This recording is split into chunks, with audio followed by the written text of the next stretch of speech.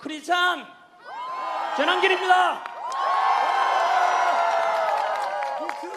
저는 오늘 제가 믿는 하나님의 말씀이 담긴 성경책에 손을 얹고 기도하는 마음으로 시작하겠습니다. 저는 하나님을 사랑합니다. 그리고 대한민국을 사랑합니다. 이렇게 기독교든 가톨릭이든 불교든 종교의 자유가 있고 표현의 자유가 있는 자유 대한민국이 좋고, 종교의 자유가 없고 사상과 표현의 자유가 없는 중국과 전체주의 공산주의 북한 공산 정권은 싫습니다. 저는 오늘 처음으로 대통령 탄핵 반대 집회에 참석했습니다. 너무 늦게 나타나서 죄송하고, 대한민국을 다시 살려내고 굳건한 한미동맹 속에서 전쟁을 막고 평화로운 대한민국을 우리 2030 세대들에게 물려주기 위해서 어느 것이 옳은지, 무엇이 진실인지, 무엇이 공의로운지, 무엇을 해야만 하는지를 먼저 깨닫고 진작부터 집회에 참석해서 목이 터져라, 탄핵을 반대한다, 탄핵을 반대한다 외쳤던 깨어있는 우리 모든 시민 여러분께 늦게 합류해서 죄송하다는 말씀과 함께 먼저 나와서 싸워주신 것에 대해서 대단히 감사하다는 말씀을 드립니다.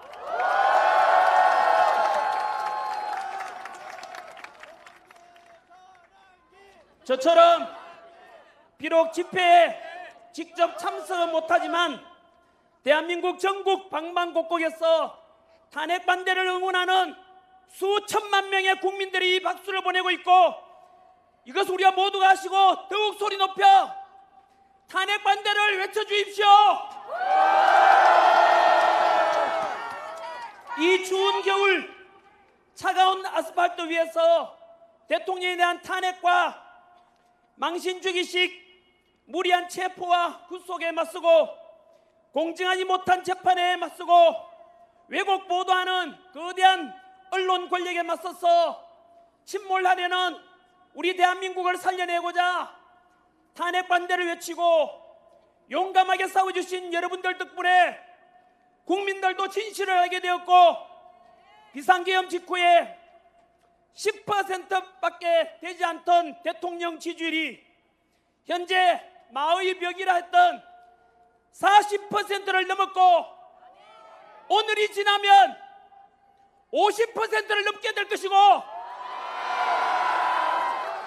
조만간 60%를 넘게 되면 윤석열 대통령께서는 100% 직무 복귀하실 겁니다.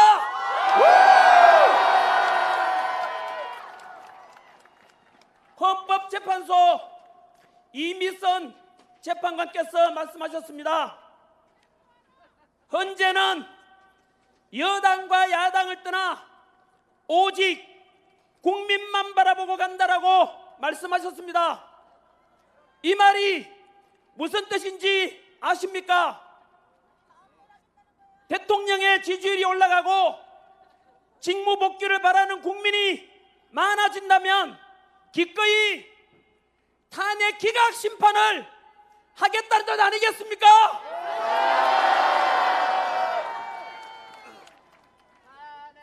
2030 세대 여러분, 그리고 모든 국민 여러분, 민주주의의 주인은 누구입니까? 우리 헌법 1조에서 대한민국은 민주공화국이고 모든 주권은 국민에게 있고 모든 권력은 국민으로부터 나온다 라고 되어 있습니다.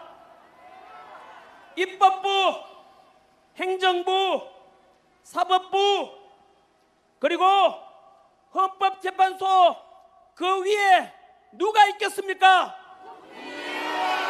바로 이 땅의 주인인 우리 국민이 제일 위에 있는 것입니다. 오늘 우리 이 탄핵 반대 집회 역시 대한민국의 주인으로서 부당한 권력과 부당한 공격과 절차적 정의를 상실한 권력에 맞서고 왜곡 편파 보도 언론에 맞서서 떳떳하게 우리 주권을 되찾고 대통령을 직무 복귀시켜서 보다 더 강력한 대한민국, 보다 더 살기 좋은 우리 대한민국을 함께 만들어가야 되지 않겠습니까? 저는 정치인이 아닙니다. 지난 26년 동안 수능 강의와 공문 강의를 통해서 2030 세대들을 가르치면서 살아온 한국사 강사입니다. 한국사 강의를 하면서 대한민국을 사랑하고 대한민국 국민으로서 늘 자부심을 가지고 살아가라 라고 가르쳤습니다. 우리는 아픈 역사를 가지고 있습니다. 35년간의 일제 식민 지배를 겪었고 연이어 동족 상잔의 비극 6.25 전쟁으로 무려 300만 명 이상 희생되는 전쟁을 치렀습니다. 이렇게 식민 지배와 전쟁으로 전 세계에서 가장 가난했던 나라가 석유 한 방울 하나 나지 않고 지하 자원 하나 나지 않는 이 나라에서 놀랍게도 현재 세계 198개국 중에서 경제력 12위, 군사력 5위, 제조업 강국 5위, 국력은 우리를 오랫동안 식민 지배를 했던 일본을 넘었습니다. 그리고 지난해 수출액은 6,800억 달러로 사상 최고치를 경신하였고 이 어려운 세계 경제 상황 속에서도 무려 국제 무역 수지 500억 달러 흑자를 기록하였습니다. 이런 위대한 대한민국 자랑스럽지 않습니까? 자랑스럽습니다. 우리 국민 대단하지 않습니까? 대단합니다. 이렇게 세계 최빈국에서 국력 6위에 오를 수 있던 것은 바로 당신께서는 못 먹고 못 입고 못 누리고 오직 국가와 가정과 자식 세대들 먹고 살게 하려고 불철주야 희생하고 헌신하신 우리 부모 세대의 땀과 노력 덕분 아니겠습니까? 맞습니다. 이제 늙어서 주름은 깊어지고 기력은 약해졌지만 우리는 우리를 위해서 헌신하신 우리 부모 세대, 할아버지 할머니 세대 감사함을 잊어서는 안 될 것입니다. 저희 아버지, 어머니 역시 일평생 동안 가난 속에서 농사 짓고 오직 자식 위해서 고생만 하시다가 저희 아버지께서는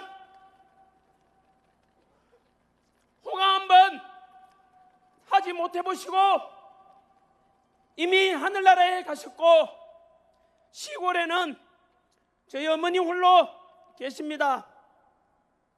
우리 2030 세대 여러분, 그리고 저와 같은 4050 세대 여러분 모두 같은 마음으로 우리 자식들 위해서 헌신하신 우리 지금의 대한민국을 이만큼 먹고 살게 만들어주신 우리 부모 세대분들 그리고 할아버지 할머니 세대분들에게 감사의 뜻으로 박수를 한번 크게 올려주십시오.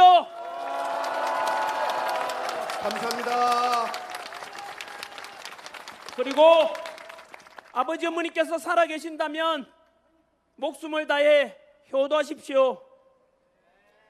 그리고 지금까지 한 손에는 태극기 들고 한 손에는 성조기 들고 오직 대한민국과 든든한 한미동맹을 위해서 애써주셨던 우리 어르신분들께 사실은 저도 좀 삐딱하게 봐왔던 것에 대해서 사과드리고 용서를 구합니다.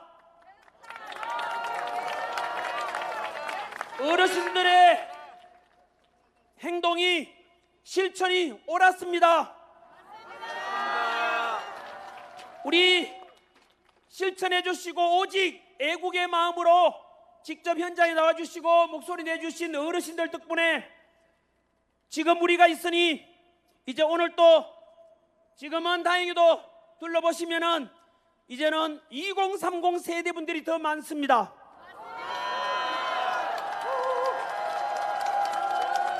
어르신들 보시기에는 아직 어리고 뭐 잘 모를 것 같지만은 그래도 우리 2030 세대 이 자리에 나오는 거 보면 대견스럽지 않습니까? 잘해낼 겁니다. 한번 믿어봐 주십시오. 이제 21세기 첨단 디지털 시대에 좌파 우파를 넘고 진보 보수를 넘어서 보다 더 합리적이고 공정하고 상식이 존중되는 멋진 대한민국을 우리 2030 세대들이 만들어갈 것이라 믿어보겠습니다. 이번에는 우리 어르신들께서 미래를 이끌어가고 대한민국의 새로운 주인이 될 2030 세대들의 용기와 격려를 위해 박수를 한번 쳐주십시오.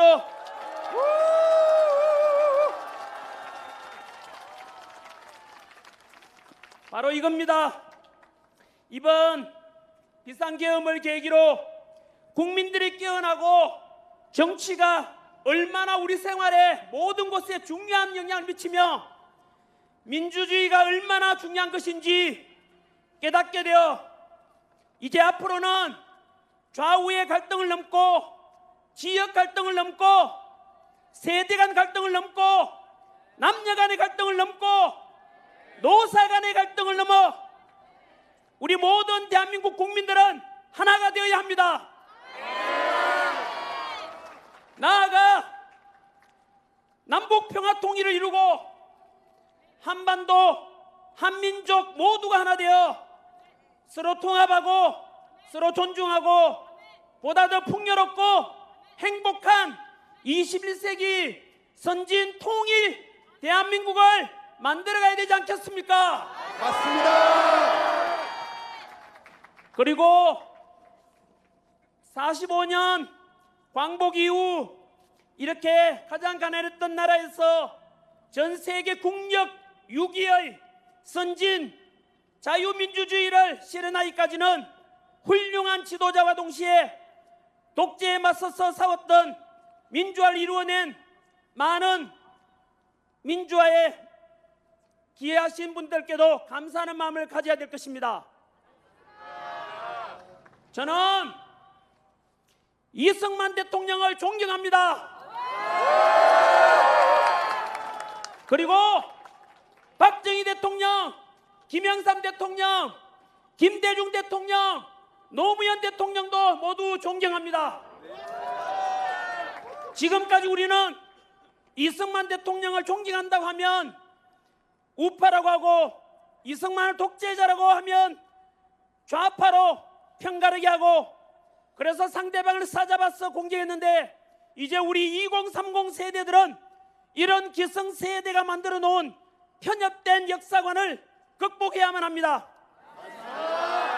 이승만 대통령은 독재 위한 개헌과 3.15 부정선거 등의 과오도 있었습니다. 하지만 광복과 6.25 전쟁의 그 혼란 속에서 농지개혁을 통해서 소작농들에게 땅을 가질 수 있도록 해주셨고 북한 공산당을 막아내고 한미 상호방위조약을 통해 주한미군의 주둔 약속을 받은 덕분에 튼튼한 안보의 토대를 위해서 우리는 지난 70여 년간 전쟁 없는 나라에 살 수 있었던 것입니다. 이렇게 역사는 시대 정신에 입각해서 공, 과를 균형되게 볼 수 있는 안목이 필요한 것입니다.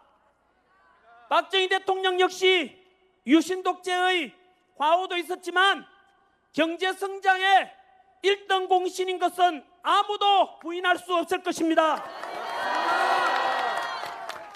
또한 일평생 민주화 운동을 위해서 헌신하신 김영삼, 김대중 전 대통령 역시 우리는 그분들께도 역시 감사하는 마음을 가져야 할 것입니다. 진보 세력의 지지를 받아서 당선되었지만 지지자들로부터 욕먹어가면서도 한미 FTA를 체결해냈고 미국의 요청을 받고 이라크 자이툰 부대 파병을 실행하면서 확고한 한미 동맹을 다지게 했던 이런 노무현 대통령의 평가도 높이 평가되어야 할 것입니다. 이제야 밝힙니다만 저는 노무현을 사랑하는 모임 노사모 출신입니다.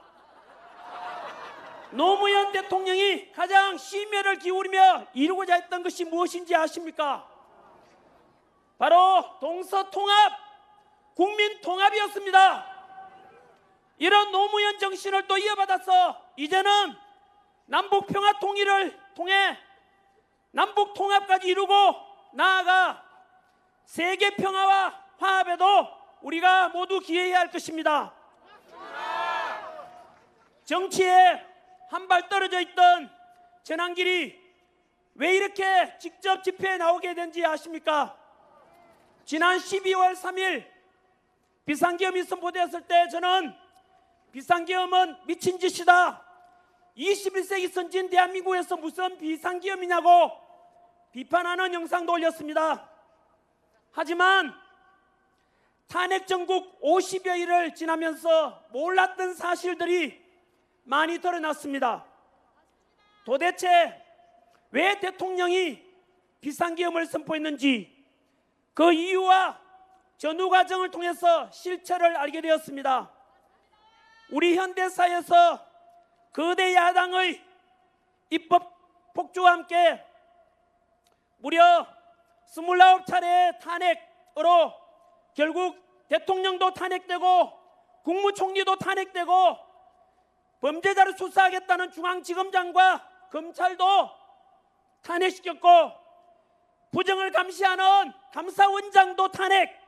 결국 지금 대한민국은 안보 책임자인 국방부 장관도 없고 치안과 안전 책임자인 행안부 장관과 경찰청장도 없습니다. 이런 시국에 대행의 대행마저도 말 안 들으면 또 탄핵하겠다고 협박하고 있는 상황입니다. 이런 상황을 지켜보고 있는 모든 국민들은 어떻게 분노하지 않을 수 있겠습니까? 맞습니다. 뿐만 아니라 비상계엄의 이유 중 하나, 야당의 일방적인 2025년 예산안 삭감, 들여다보면 경악을 금치 못합니다. 대통령 특활비 82억 원, 이 예산을 영원으로 만들었습니다. 조폭과 범죄자 잡는 검찰의 경비 587억 원도 빵원으로 만들었습니다. 마약 사범 잡고 치안 활동하라는 경찰의 경비 31억 원도 전액 삭감해서 빵원 만들었습니다. 옆에 우리 지켜주시는 경찰분들 보고 계십니까?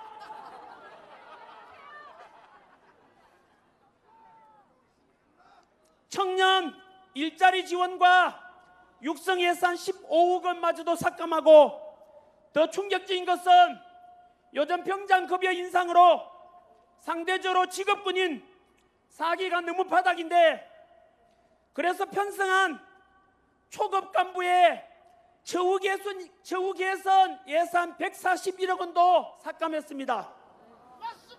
이런 것을 보면서 과연 야당은 예산 삭감한 이유가 진정으로 국민을 위한 것이 맞습니까? 아니, 이렇게 대통령 경비 82억 원 전액을 삭감해서 빵원으로 만들어버린다는 것은 가정으로 치면 돈 하나도 안 주고 집안 살림 살아라, 그것도 살기 싫으면 그냥 집 나가라는 것과 무엇이 다르겠습니까? 대통령도 우리 국민이 뽑은 대표입니다. 이런 상황을 지켜보면서 국민들은 이들이 과연 진짜 국민을 위한 정치를 하고 있는지 그 실체를 알아버린 것이고, 이런 속에서 진행된 탄핵 정국 속에서 편파보도, 왜곡보도의 극단을 보면서 기존 언론에 대한 신뢰가 완전히 무너졌고, 듣도 보도 못한 우리법연구회, 국제인권법연구회라고 하는 사법부 내에 정치적으로 편향된 재판을 일삼는 판사들도 알게 되었습니다.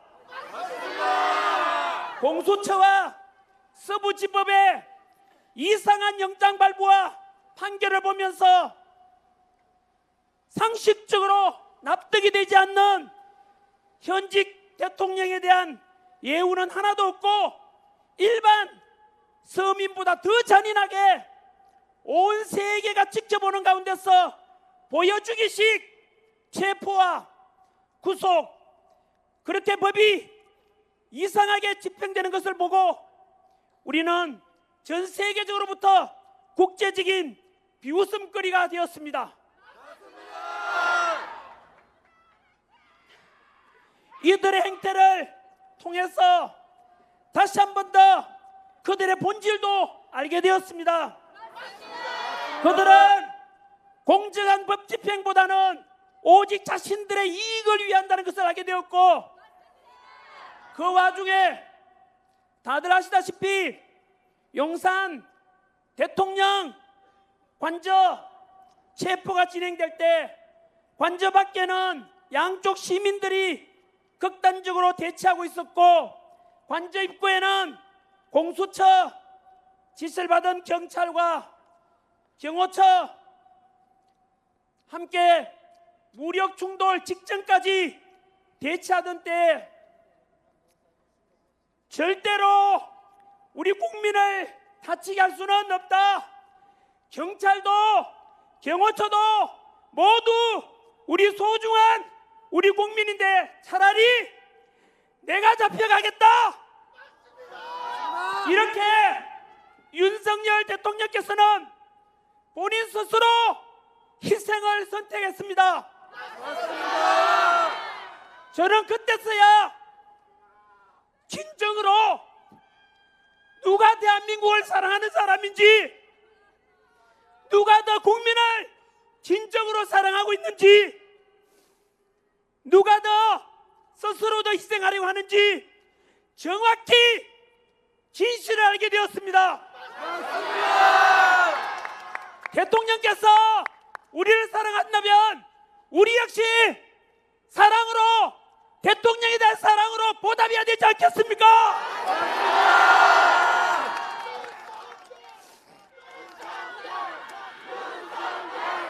윤석열! 윤석열! 윤석열! 더 크게! 윤석열! 윤석열! 윤석열! 윤석열! 윤석열! 우리 갇혀 계신 윤석열 대한민국 대통령님을 사랑하고 응원하는 목소리 들리십니까?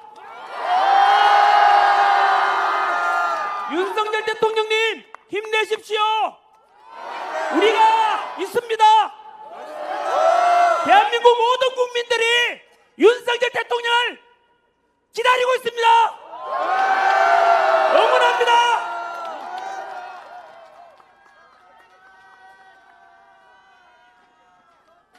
요즘 어떤 사람들은 비상계엄을 계몽령이라고 부르는 사람들이 있습니다. 비상계엄과 대통령 탄핵 후 야당에서는 내란이라고 하고 대통령께서는 그에 맞서 입법 독주와 행정부를 마비시키고 29회의 탄핵과 일방적인 예산 삭감, 이러한 국회의 폐악질을 국민에게 호소하고자 선포한 합법적인 계엄이라고 맞서고 있습니다. 그런데 저는 법적으로는 전문가가 아니어서 자세히는 모르겠지만 상식선에서 한번 생각해 보면 역사적으로 왕이 통치하던 시대에도 그렇고 현대사에 와서 대통령이 통치하는 시대에서도 대통령이 내란을 일으켰다, 그런 역사는 사례가 없습니다.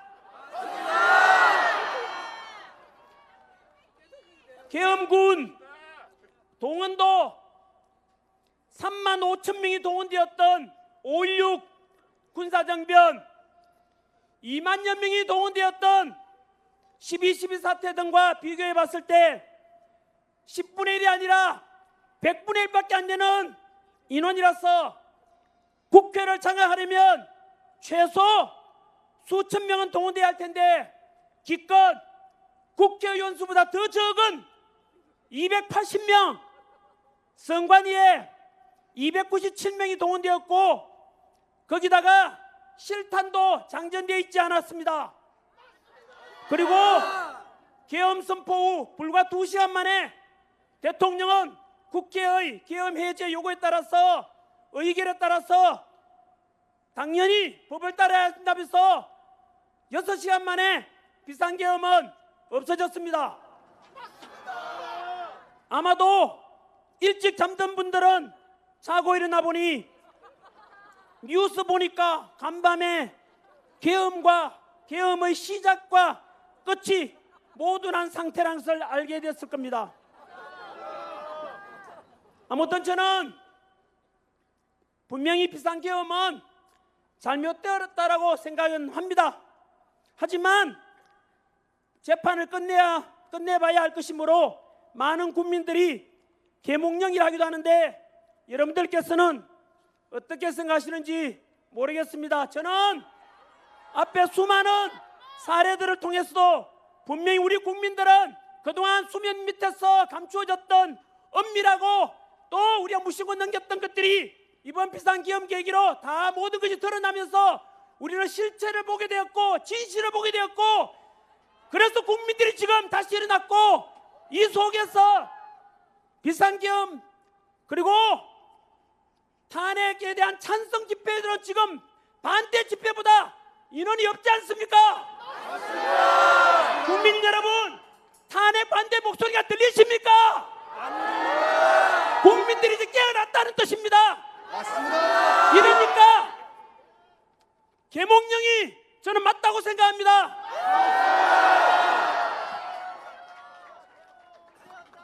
어느덧 이제는 헌법재판소의 시간이 다가왔습니다. 헌법재판소에 대해서 대한민국의 현재 가장 중대한 대통령 심판을 심판하는 기관이니까 모든 국민들은 헌재만 바라보고 있고 심판의 결과는 대한민국의 앞날에 너무나 큰 영향을 미칠 것입니다.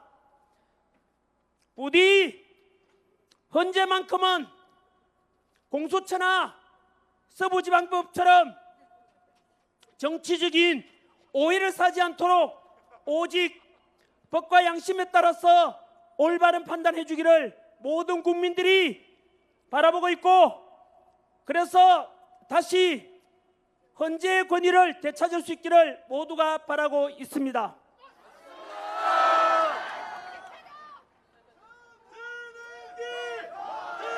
그런데 안타깝게도 이미 여러 불공정성 논란이 일어나고 있습니다. 먼저 국회 탄핵 소추단이 헌법재판소의 대통령 탄핵심판 소추 사유에서 형법상 내란죄에 해당되는 부분을 제외한 것을 두고서 논란이 본격화되었습니다.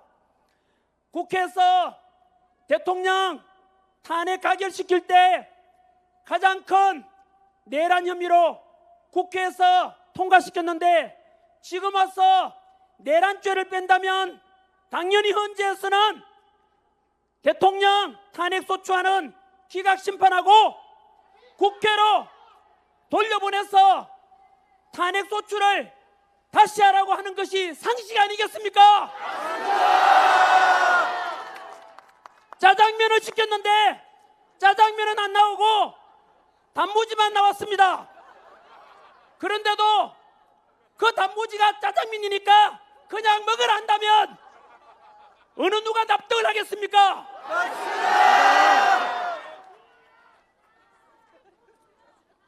그러나 헌재에서는 또 아무 문제 없다고 하면서 헌재 탄핵 심리가 진행되고 있습니다. 그리고 최근 헌재 재판관 중에서 문영배 재판관과 이재명 야당 대표와의 친분 의혹에 대해서도 역시 헌재는 개인적 관계로 심리에 영향이 없다라고 일축하였습니다. 정말로 이해가 되지 않고 납득이 되지 않습니다. 이러니까 절차적 정의와 공정성과 합리성을 강조하는 2030 세대들이 누가 이걸 믿고 따라가겠습니까? 정말 기성세대에 한 사람으로서 부끄러워서 얼굴을 못 들겠습니다. 우리나라 헌재도 마찬가지로 왜 이렇게 무너졌는지, 왜 이래 불공평한지 너무나 안타깝습니다.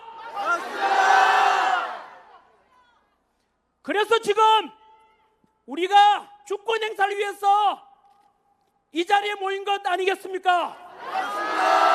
이렇게 우리가 모여서 무너져가는 대한민국을 다시 살리려고, 그리고 국민 다시 통합하자, 대한민국을 정상화시키자, 이런 목적으로 모이는 것 아니겠습니까? 한 번 더 헌법재판소 이미선 재판관은 정확히 말씀했습니다. 헌재는 여당과 야당을 떠나 오직 국민만 바라보고 간다라고 말했습니다. 이 말이 무슨 뜻인지 아시겠죠? 대통령 지지율이 올라가고 직무복귀를 바라는 국민이 많아진다면 기꺼이 탄핵 기각을 하겠다는 뜻 아니겠습니까? 맞습니다. 여러분, 그러면 우리 다시 뭉칩시다. 맞습니다. 보수든 진보든 뭉쳐서 대한민국을 살려냅시다. 맞습니다. 더욱더 강한 대한민국, 통합되는 국민, 그래서 우리 2030 세대들이 보다 살기 좋은 대한민국, 상식이 존중되고 정의와 공의가 강물처럼 흐르는 그런 반듯한 대한민국을 소망하는 모든 국민들께서 함께해 주시리라 믿습니다.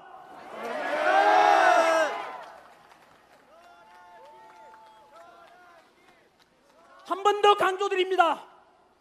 비상계엄 직후에 10%까지 떨어졌던 대통령 지지율이 현재 마의 벽이라 했던 몇 퍼센트를 넘었다고요?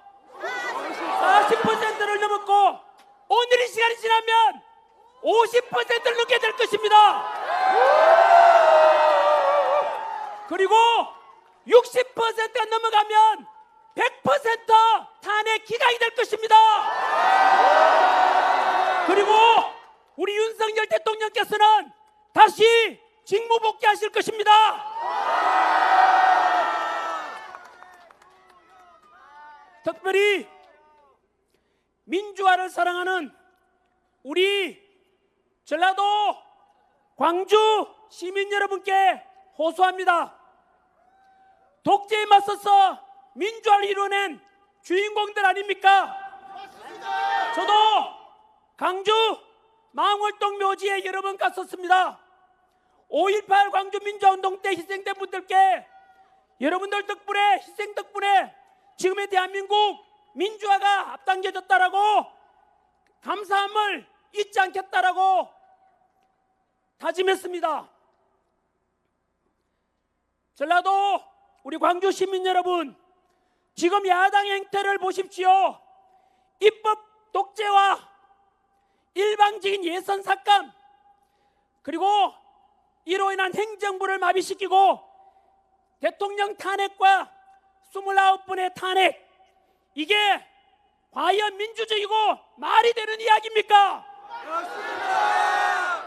거기다가 최근 들어와서 야당에 대한 지지율이 떨어지니까 그 여론조사하는 기관을 협박해서 이제 국민의 여러 눈과 귀마저도 가리려고 하고 있고, 카톡 검열이라는 현대사회에서 우리 민주화된 대한민국에서 상상도 할 수 없는 표현의 자유를 막고자 하는 것, 여러분, 최근에는 대통령께서 비상계엄에 선포하실 때 국회보다 우리 선관위에 더 많은 계엄군을 보냈지 않습니까? 다 합쳐도 기껏해가 얼마 안 됩니다. 아까 말씀드렸지 않습니까? 5.16 군사정변 때 35,000명, 12.12 사태 때 2만여 명, 국회에 보내진 거, 우리 국회 얼마나 큽니까? 저게 기껏해서 280명, 100분의 1도 안 됩니다, 여러분. 선관위 297명 갔다 해도 마찬가지입니다, 여러분. 이게 무슨 내란입니까? 초등학생 수준만 되어도 판단이 될 겁니다. 상식적으로 생각해도 국회를 장악하고 헌정을 중단시키고자 한다면 수천 명은 최소한 국회에 보내야 되지 않겠습니까?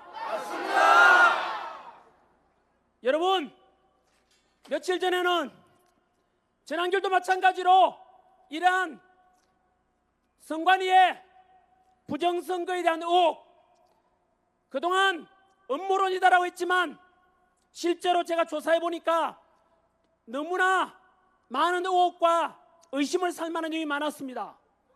그 부정선거 의혹은 이재명 야당 대표도 부정선거 의혹이 있을 수 있다고 말씀한 적이 있습니다.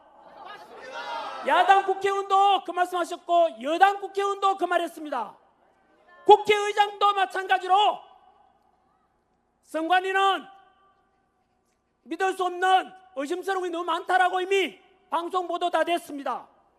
저 역시 마찬가지로 선관위의 과거에 있었던 너무나 많은 비리들, 1200명이 넘는 인사채용 문제와 비리, 저는 제 수업을 듣고 구급 공무원들 가서 선관위에 근무하려는 목숨 걸고 공부하는 그 수업을 생각하면은 이런 것을 들으면은 진짜 피가 거꾸로 솟습니다. 여러분, 이런 제가 선관위에 대해서 야당이든 여당이든 누구든지 간에 다 깨놓고 제대로 보고 가자. 그러면 선관위가 오히려 고마워야 되는 거 아닙니까?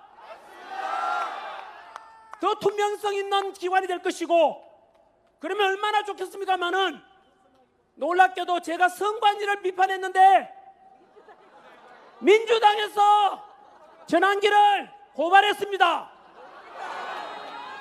한 번 더 말씀드립니다. 전한길은 선관위의 많은 의혹과 문제에 대해서 지적했는데 민주당에서 저를 고발했습니다.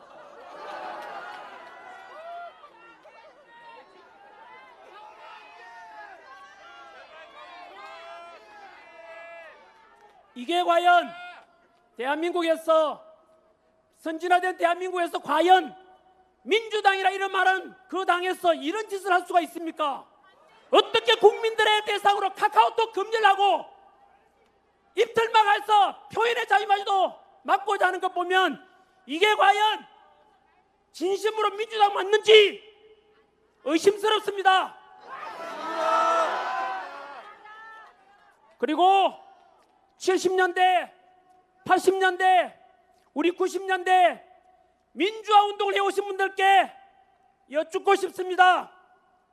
우리가 독재에 맞서서 싸우고 이뤄낸 우리가 꿈꾸었던 민주화가 지금 민주당이 행하는 이런 모습 맞습니까?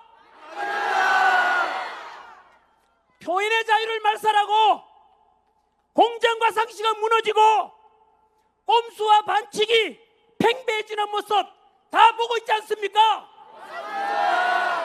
진정으로 그런 것을 원했다면 침묵하시고, 그렇지 않다면 민주화 운동했던 분들이 들고 일어나고 목소리를 내야 되지 않겠습니까?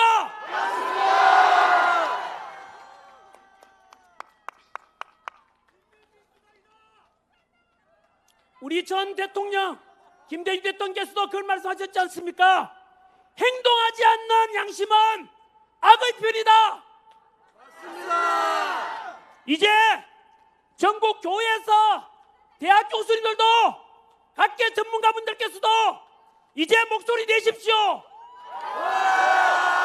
이제 또 지체하다가는 먼 훗날 내가 왜 그때 침묵했었지 아마 후회하게 될 것이고, 먼 훗날 우리 손자 손자들이 물었을 때, 그때 대한민국이 무너져갈 때, 대통령이 탄핵 위기에 처했을 때 왜 아버지 할아버지께서는 침묵하셨습니까? 비겁했습니다라고 욕먹게 될 것입니다.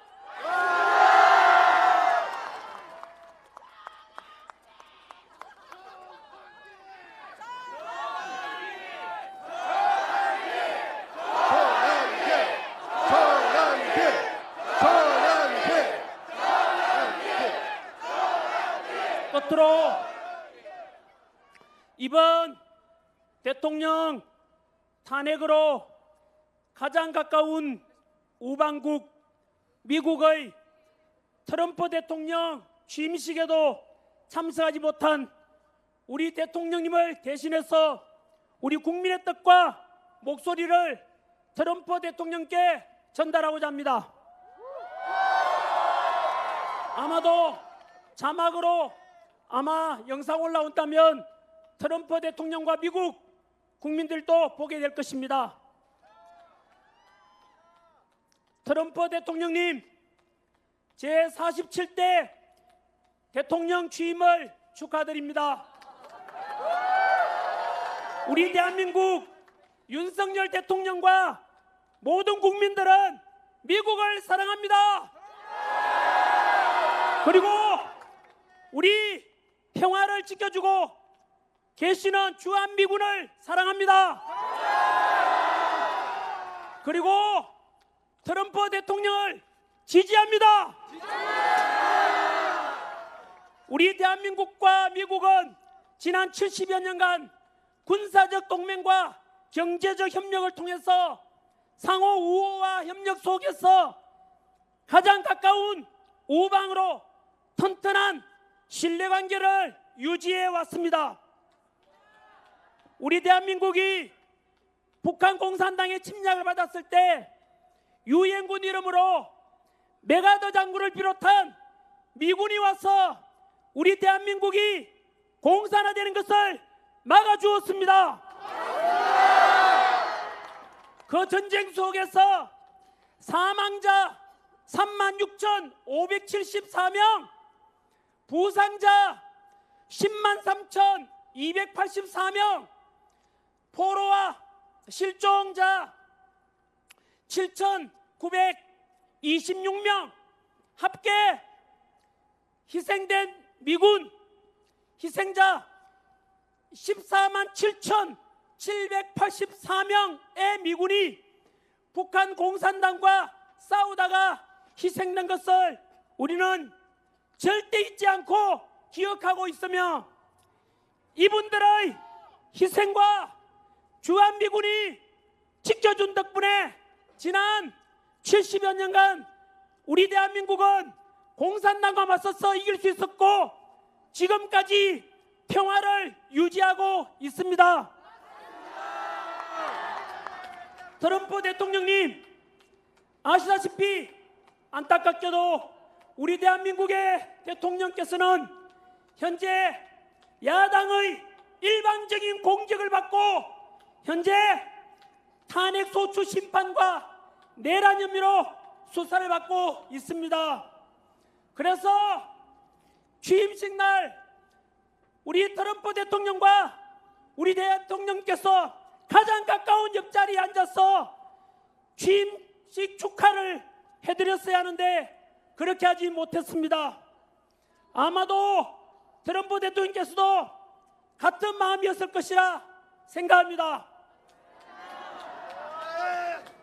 트럼프 대통령님, 우리 대한민국 국민들은 현명하며 성숙된 민주화의식을 가지고 있기 때문에 지금의 탄핵 정국도 무사히 잘 극복해낼 것입니다. 그러나 조금만 기다려 주십시오. 갇힌 윤석열 대통령의 지지율이 현재 50%를 넘어가고 조만간 탄핵이 기각되면 대통령 직무 복귀를 하게 될 것입니다. 복귀하게 되면 최대한 빠른 시일 내에 두 정상이 만나서 남북 관계의 평화와 나아가 동북아시아, 더 나아가 세계의 평화를 위해서 함께 협력하는 자리를 만들어 주십시오. 한 번 더 트럼프 대통령의 취임을 축하드리며 우리 대한민국은 지금까지 가장 돈독한 신뢰 속에서 함께해온 한미관계처럼 앞으로도 언제나 상호 협력을 통해서 세계의 평화에 기여하고, 그래서 재임 기간 동안에 노벨 평화상을 우리 윤석열 대통령과 두 분이서 함께 나란히 수상할 수 있기를 소망하고 기도하겠습니다. 우리 국민 여러분, 트럼프 대통령이 들을 수 있도록 트럼프! 트럼프! 외쳐주십시오. 트럼프! 파이트! 파이트! 파이트! 다 함께 외치겠습니다. 파이트! 파이트! 파이트! 네, 우리 소망과 기도는 하나님께서 꼭 전달해 주리라 믿고 응답 있을 것이라 확신합니다. 앞으로도 더 많이 기도해 주십시오. 이제 제 강연을 마무리 짓고자 합니다. 저는 2030 세대들과 모든 국민 여러분들께 한 번 더 호소합니다.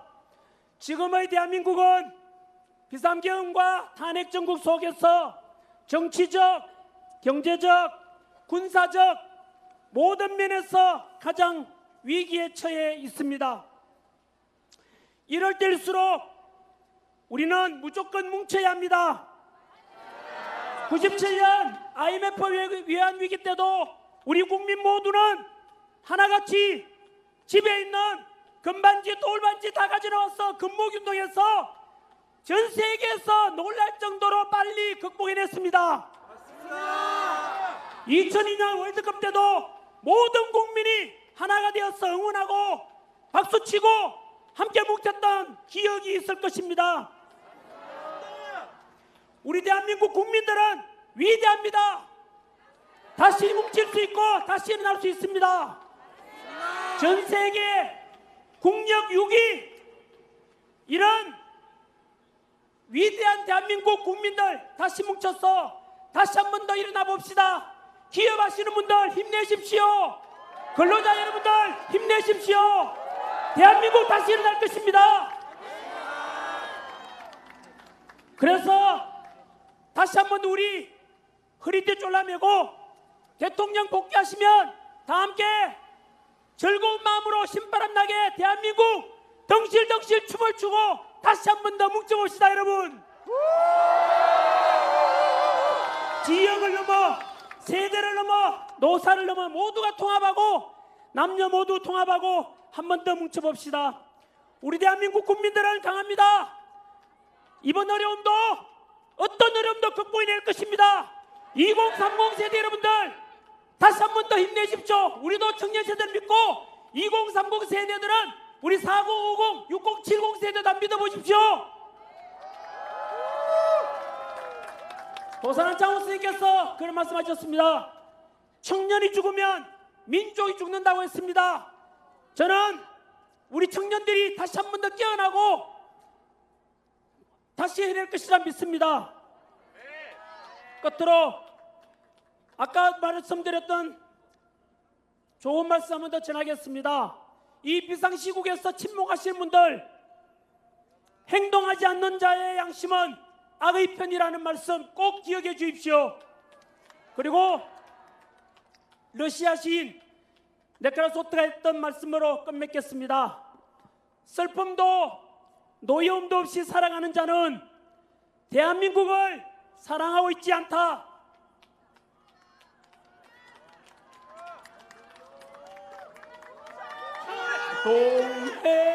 동해물과 백두산이 마르고 닳도록 다 함께 일어나서 역할 부르겠습니다.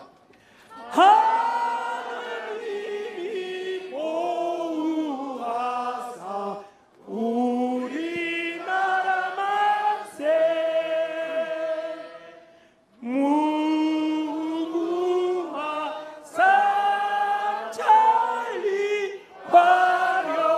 화려한 산 대한 사랑 대한으로 길이 보전하세. 감사합니다. 싸우자! 싸우자! 싸우자!